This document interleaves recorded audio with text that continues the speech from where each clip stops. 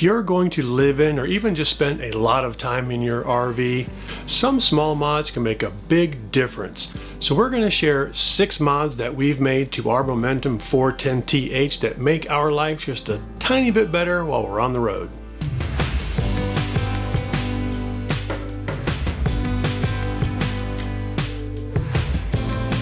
One thing that bothered me even from the prototype stage of designing this RV is this right here.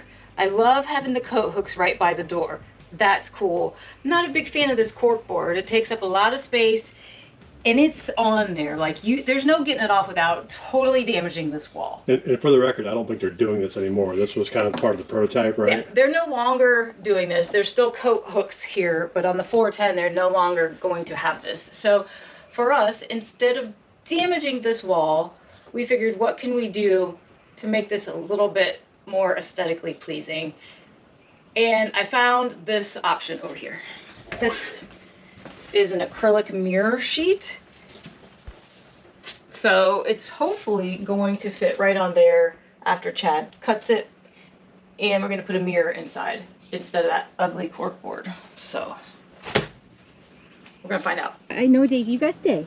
We'll be back. I'm sorry. I'm sorry. So upset. Sorry. What do you mean? I hear you talking out there. I know you're just out there. Yeah.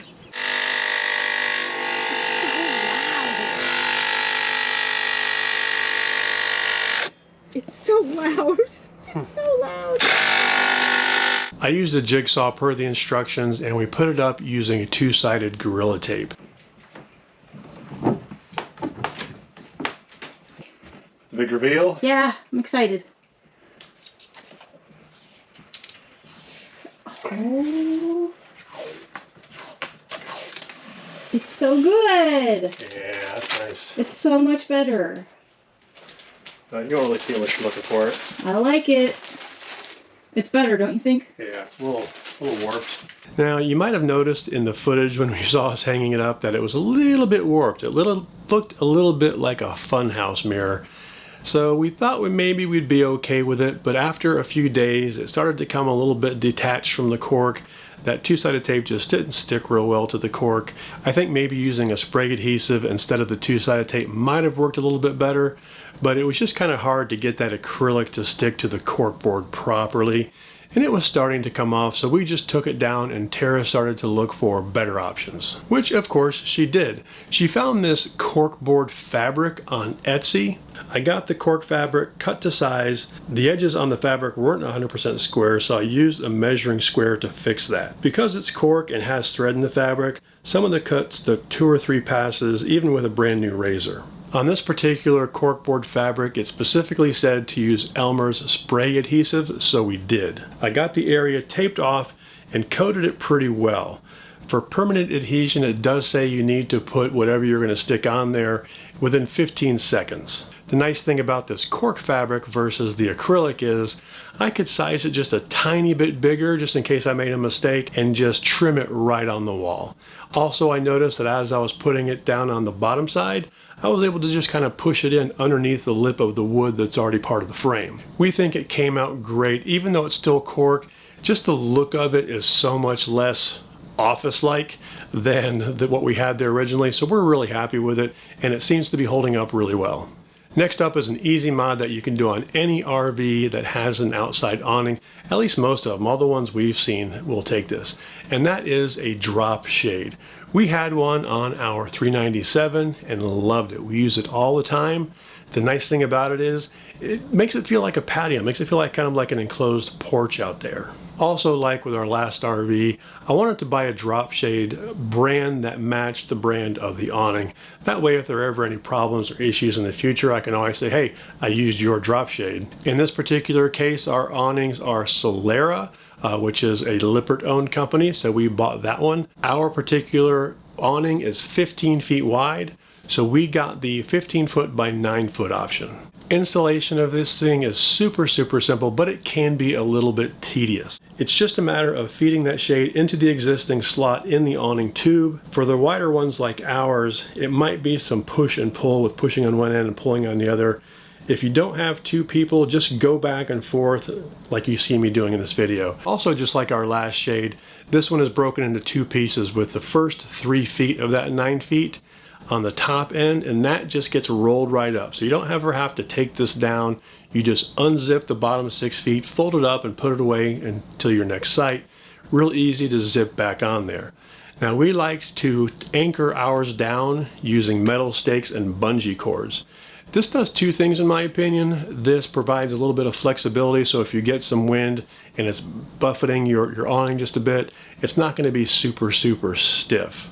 We may have to recalibrate for this RV, but in our 397, which had a little bit smaller awning, we found that once the wind got up above like 14 miles per hour, that's when it was time to take it down and put the whole thing away. Now, that's not a hard and fast rule. If there are gusts or if the wind is at a strange angle, you know, we'll pull it down. If we feel like there's any possibility of heavy rain or thunderstorms or anything, we just bring it in. You know, these awnings, they can get caught by a microburst and get wrapped up over the top of your RV, and it's just a huge mess. A side note, while we're talking about awnings and rain, you know these things are really just for shade. However, we do leave ours out in light to kind of medium rain, but most of these awnings can be canted. Can't. I know it's kind of weird, but canting just means you take it off of level. And generally we will cant down, we'll pull down the side towards the street, towards the front of the RV. That way the water rolls off that direction and not towards our door. But the main thing is it doesn't allow the rain to pool on there, and then you have the added weight, and that can cause its own bit of issues. These next 3 mods are all outlet / power related, and we're going to start with our tech cabinet in the office / garage / guest suite. If you saw our Internet 4.0 video, you know that I put an extra outlet up there for our tech gear, all of our network gear, our network attached storage, and all of that stuff. Before I jump into this part of it, I have to say this is a how we did it video, not a how-to video. If you're not comfortable with electrical wiring and don't know what 120 volt is or what an amp is or what 12 gauge is, get a professional to help you out with this. I recommend the RVTAA Tech Locator. You can find a tech near you that can help you with this stuff. Installing an extra outlet is pretty easy if you've got an outlet nearby that you can tap into, which is definitely the case with the tech cabinet, which shares a wall with the bathroom, and there's an outlet in there. So I ran to Lowe's, got some 12-2 Romex, which is just 12 gauge 2 wire. That's rated for 20 amps, even though that circuit is only 15 amps, so I knew it was plenty thick. A quick note on RV outlets versus normal household outlets. And I'm saying RV outlet, but I don't think it's really just for RVs. It's for anything where there's not something solid to screw into and you need the outlet to sort of clamp onto a thin wall.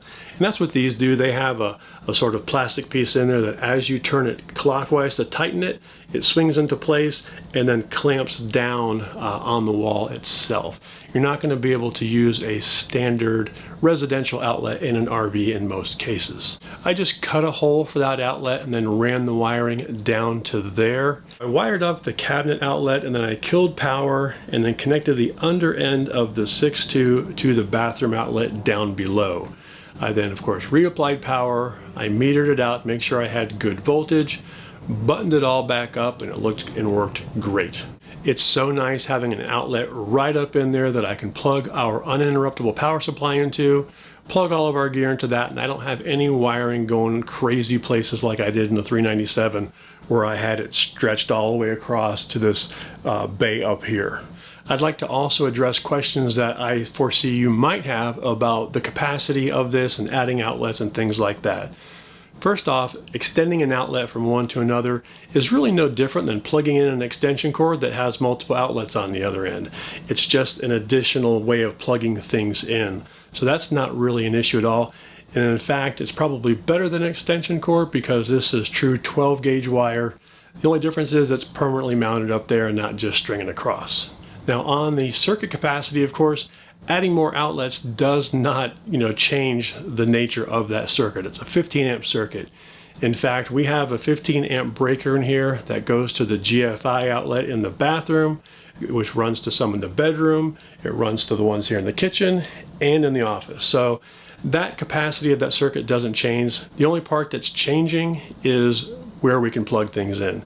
And in most cases, you know, like this outlet in the tech cabinet, we're not using that outlet in the bathroom anyway, so I could have just moved it up there, but obviously then I got a big hole to fill. And speaking of extension cords to extend where you can plug things in, that's exactly what we did with this next electrical mod. Yeah, I'm putting that in air quotes because it's really pretty simple talking about plugging in an extension cord.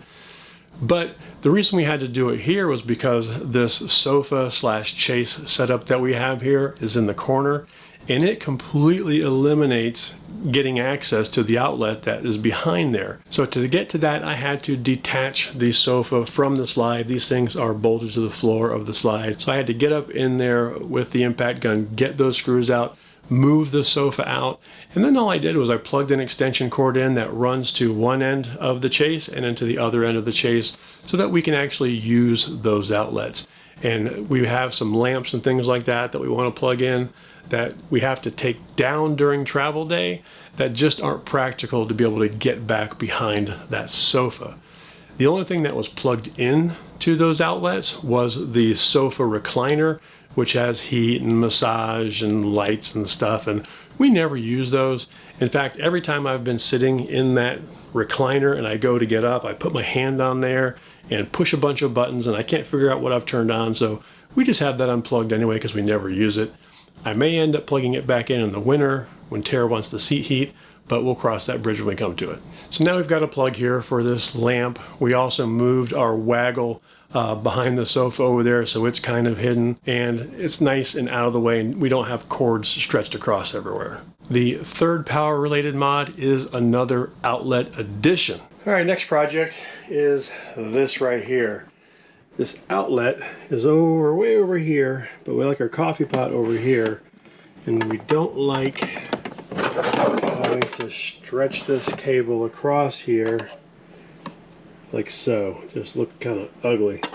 So I want to put an outlet over on this side, and I'm not really sure if I'm going to add one or if I can take this panel off and flip it.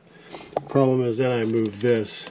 I wasn't quite sure what was going on underneath that panel there and how much room I had going all the way across. So the first step was a discovery. So I pulled down all the trim thinking I was going to have to pull down that panel to see what was under there. I think this is a job for the endoscope. Is that what it's called?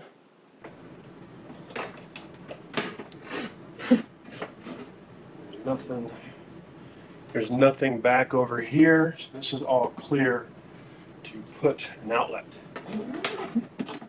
After getting the inspection scope, not endoscope, up there, I realized I had plenty of room. It's actually the same depth all the way across that panel under there.